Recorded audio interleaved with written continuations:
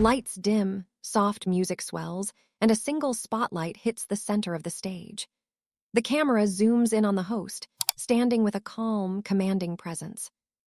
Welcome to the Jones Life Stories *, where ordinary people reveal extraordinary truths.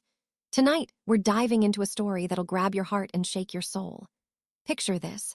A woman steps into a room where everyone's already decided she's nothing, her clothes wrinkled, her voice barely a whisper. But with 4 simple words, she flips the script and silences the world. This is Marissa's story, a tale of quiet power and unshakable truth. So grab your phone, smash that like button, drop a comment, and subscribe to the Jones Life Stories. Let's walk this journey together and see what it means to stand tall when everyone expects you to crumble. Marissa stepped onto the witness stand, her faded blouse and slouched posture drawing sneers. A colonel, his chest heavy with medals, leaned back and scoffed. This is a courtroom, not a diary booth. The judge, a gray-haired man with a face like weathered stone, slammed his gavel. Speak up, he barked. You think a whisper is enough? Laughter erupted. Officers shook their heads, muttering about another logistics girl trying to look important.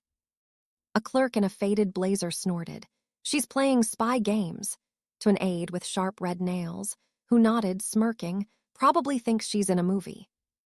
But then Marissa whispered, Vox Delta 90. The air snapped still.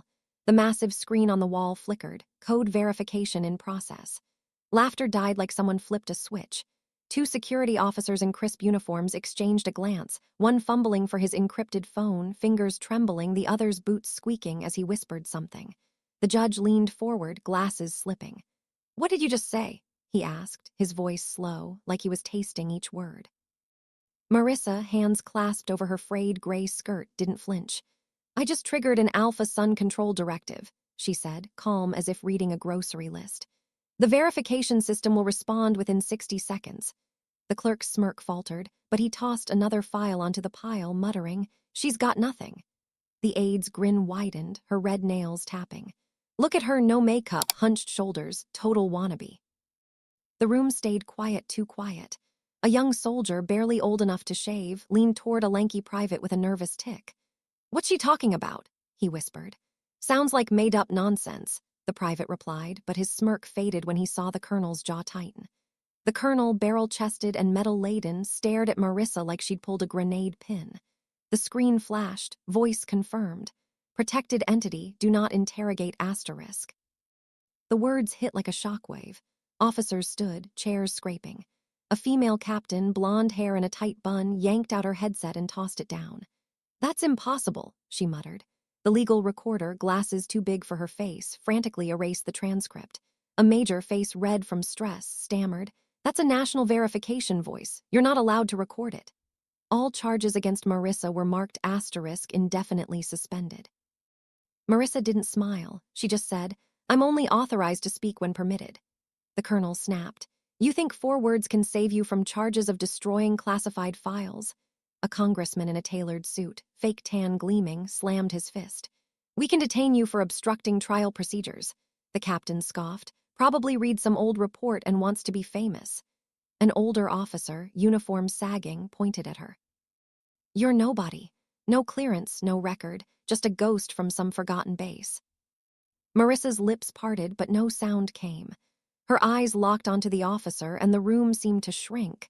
Her silence was louder than his accusations. He sat, face flushed, fumbling with his pen.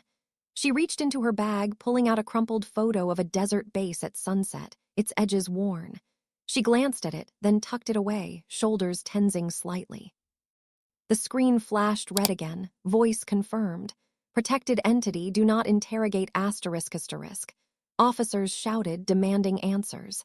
The congressman loosened his tie, muttering into his phone. The captain's smirk vanished. The young soldier whispered, She stopped it, didn't she? The private just stared, mouth half open. The judge, gavel forgotten, held up a silver envelope Marissa had placed on his bench, its red wax seals broken. This is a directive only the Supreme Commander can issue, he said, voice shaking. Marissa whispered, Phoenix Echo Theta. That directive reactivates only when I vocalize the code at the correct frequency.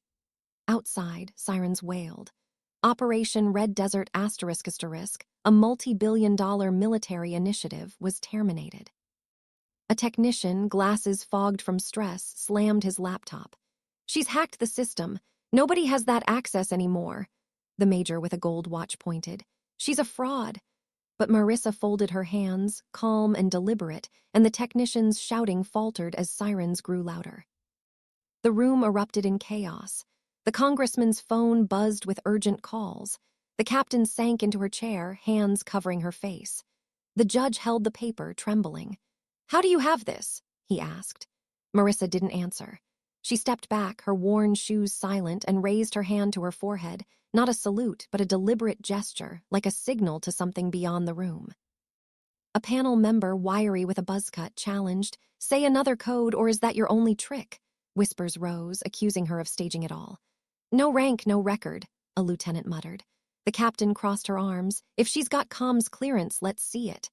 A reporter in the gallery, notebook open, snapped, "She's wasting our time. No wonder she's got no lawyer." Marissa pulled out a tarnished keychain with a faded star charm, holding it briefly. The reporter's pen froze. She stepped to the evidence table, picked up the silver envelope and placed it before the judge, whispering, "Level 3 response code, Phoenix Echo Theta." The judge broke the seals, eyes widening as he read. "This bears the Joint Command signature," he stammered. The colonel stood, chair scraping. "She had the power to suspend an entire operation," Marissa nodded. "The Key Voice program was disbanded 7 years ago, or so they thought." The technician shouted, "She's playing us." But his voice cracked as red lights flashed on the walls. The screen displayed. All present flagged for unsecured exposure to Key Voice. Await debrief ***. Courtroom doors locked with a click. An aide's clipboard slipped, her laugh dying. "She's got us trapped in her game," she said, but no one rallied. Officers shifted uncomfortably, eyes on the flashing lights. Marissa turned to a small window, sunlight catching dust in the air. She smoothed a wrinkle in her blouse, fingers deliberate. The colonel's phone buzzed, his clearance revoked. The captain's name hit a watch list. The congressman's ties to a shady contractor leaked online. A security guard, badge glinting, stepped forward, hand on his holster. "You're not walking out with magic words," he sneered. "She's no operative, look at her."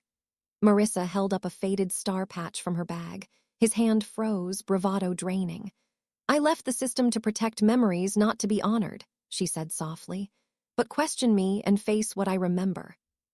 She leaned into the microphone. "Final voice verification. Initiate full system emergency protocol." Red lights pulsed. The screen listed every name in the room, officers, panel members, everyone who'd spoken against her, flagged for exposure to the Key Voice protocol. The consequences rolled out. The colonel reassigned to a nowhere desk job, the captain's career frozen, the congressman's donor pulling out by morning. Marissa walked toward the exit, 2 agents in black suits flanking her. A woman in the gallery, clutching a designer purse, shouted, "You owe us an explanation." Marissa paused, not turning, her reflection in the glass door sharp. "I owe you nothing," she said, voice soft but cutting.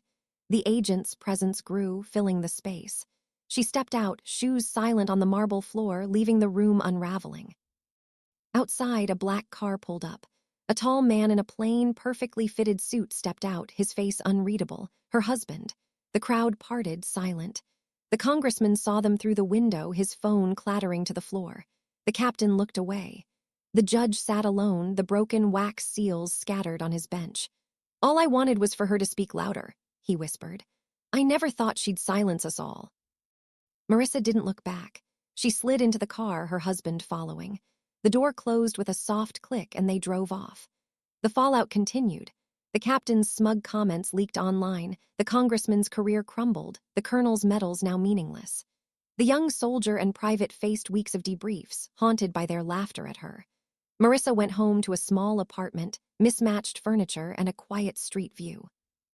Her husband poured her a glass of water, their fingers brushing in a warm, safe silence.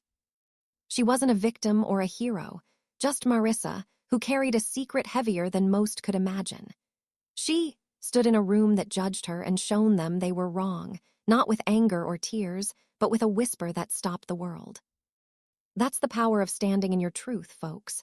Marissa faced a room that laughed at her, dismissed her, but she didn't need to shout to be heard. You've been judged, too, told you don't belong. But you're still here, and that's enough. Keep rising, keep shining. Hit that like button, share this story, and subscribe to the Jones Life Stories. Tell us in the comments, where are you watching from and what's your story of standing tall? Let's keep this journey going together.